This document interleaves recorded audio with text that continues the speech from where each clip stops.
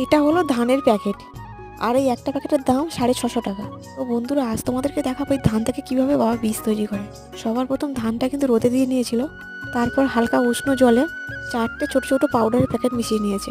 যেহেতু 4টে ধানের প্যাকেট ছিল, তাই ওই 4টে প্যাকেটের মধ্যে 4টে ছোটো ছোটো পাউডার ছিল। তো বাবা দেখো ভালোভাবে কিন্তু ওটা মিশিয়ে নিচ্ছে জলের মধ্যে। প্রত্যেক বছর এমনি জলেতে ধান বীজ করে, এবছর সিস্টেমটা একটু অন্যরকম। আর দেখো এবার ধানটা দিয়ে দিচ্ছে। এটা মোট 4 কেজি ধান, আর এই ধানগুলোর দাম 1700 টাকা। ধান নিয়ে একটা বিপদ ঘটেছিল, তো এই ধান কিনতে গিয়ে একটা কাণ্ড ঘটেছিল, সেটা আমি পুরোটাই বড় ভিডিওতে শেয়ার করেছি।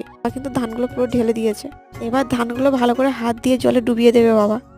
আর এইসব দেখে খুশির হাজারো প্রশ্ন, কি করে ধান থেকে গাছ হয়, কি করে গাছ থেকে ধান হয়, চাল হয়, নানান কিছু। তো বাবা কিন্তু এবার এটা চাপা দিয়ে রেখে দেবে। আর এমনটা করলে যে বীজ হয়ে যাবে তা না, এমনভাবে ভিজানো থাকবে 48 ঘন্টা। এটা কিন্তু দেখতে ইজি হলেও খুব কঠিন ব্যাপার। আর খুশি কিন্তু এটা নিয়ে চিন্তায় পড়ে গেছে।